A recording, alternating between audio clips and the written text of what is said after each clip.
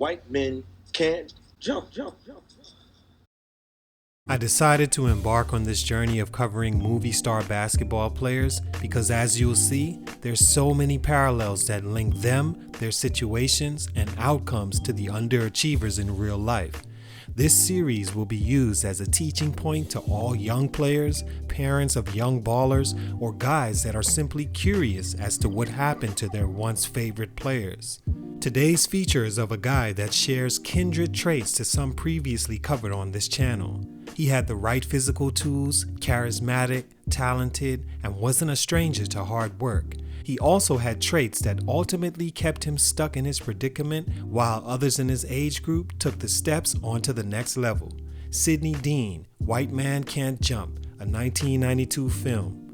This film is about the meeting and friendship of two guys from different races with similar interests and hustle. As their friendship grew, they experienced many setbacks, betrayal, and major losses.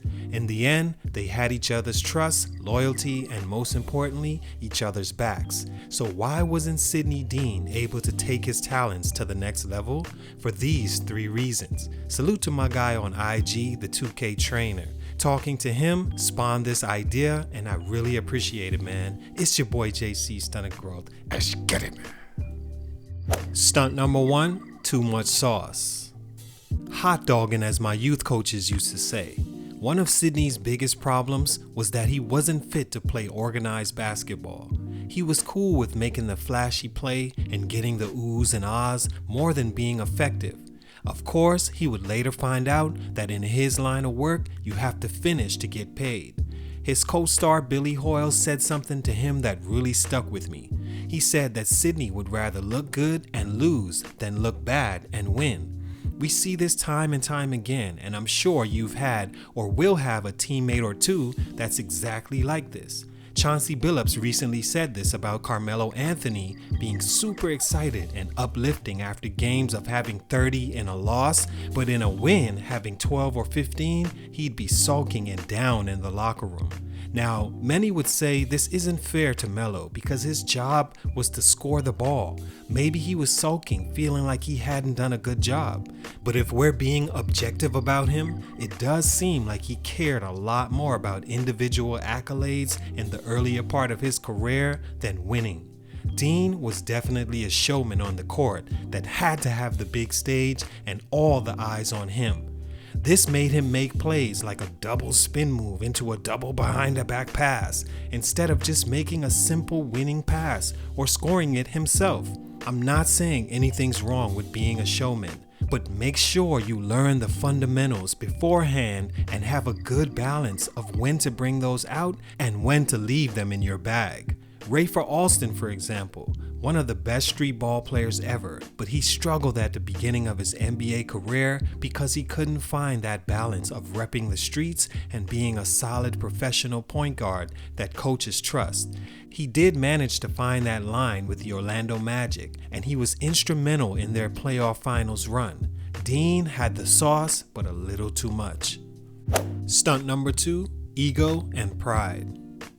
Pride goeth before destruction, Proverbs 16 and 18. Pride and ego are like brothers. Some even say they're the exact same.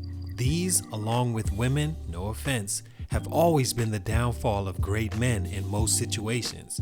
The only thing stronger than pride is a mother's love. It's one of the hardest things to learn and control as a man and basketball player. You have to learn to leave it off the floor. Yes, play with confidence and emotion, but don't allow the defense to have a direct shot at what makes you tick and break. It's exactly what we saw Billy do to Sydney in the movie. They were going back and forth in a shooting competition, and while Billy was playing chess, Sydney was too busy stroking his ego after every shot. Billy keyed in on this and knew how to put the pressure on him. While in his ear for Sydney's final shot, he told him, "Imagine losing to a white chump. Twice. Imagine how that'll make you look." Sydney was now done for. That thought alone was like an atomic bomb to his ego and pride. So with money on the line, he choked up the winning shot. In the NBA, there's a thin line between having confidence and being equipped with a little too much ego. Allen Iverson is a great example of this, a Hall of Fame player and also my favorite player of all time. People like to say his growth wasn't stunted, but I disagree. AI could have been one of the greatest ever, as in top 10 had he found that balance. Between the situation with he and Coach Brown, the dress code and representation of what the league wanted, to him not wanting to take a demoted role later in his career. Had his pride not gotten in the way, he'd have a much stronger legacy. Not that his isn't. I love that he took the side of the people. But in that game, you get a lot further when your pride and ego are put aside. Dean's pride and ego also made him think he could do whatever he wanted and to people that actually trusted him. Losing that shootout against Hoyle fueled his revenge to regain his name, money, and street cred. So what did he do? He betrayed Billy into thinking they were gonna hustle some other guys, when come to find out, Billy was the guinea pig. His ego also got in the way by allowing him to think he could mistreat, talk down, and hustle people all while living in the hood. You can't do that while living in the Vista View, my guy. Eventually, the Wolves moved on Sydney and robbed his crib, taking valuable possessions, money, and straining his relationship. Keep your ego aside when playing any game or making any life decision. The right decision will always win over the one that pats your back.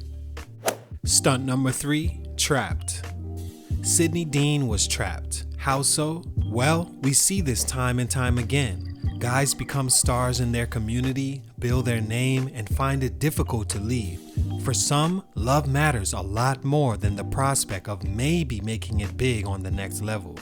Rest in peace to the Black Widow. We saw this with him deciding to stay close to home instead of going to Fresno.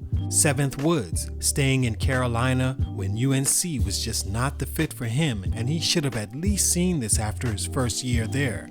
Had he went to a smaller school, maybe in another state, he'd have a lot better chance. But guys get so much love in their hometown that it's hard to leave for a maybe situation. Some guys play the game for the fame more than the future, and in the end, the world moves on from them. SIDNEY was a product of this. He was king in his environment, and his word held a lot of weight. He was also very familiar with his hood and became comfortable living like a celebrity amongst the locals. But is this enough? As he'd soon learn, it wasn't. Mentally, he was a prisoner of that neighborhood fame and ignored the fact that he hadn't really done anything different from anyone else in his hood. I say this all the time to young people. Never make a decision solely because it gives you a chance to stay close to home. Getting away from home is the point anyway, isn't it? Then why not get a head start on that? Unless a program is the perfect fit for me in my hometown leaving high school, I'm more than open to a fresh start elsewhere on a team that gives me the best chance to showcase my skills. I mean, a guy from Campbell is on the Rockets right now. You no longer need those big schools to succeed. Use this new era to your benefit. Choose the right fit for you no matter where it is, and don't let pride and ego derail you. Do this and you won't end up hustling day to day like SIDNEY Deane. P.S. Do you think Billy got his girl back at the end, or did she leave for good? Because she was a fire girl to have. Smart, fun, broke you off with the bread, wanted to screw all day, and believed in you. But anyway, it's your boy JC Stunted Growth, and I'm out.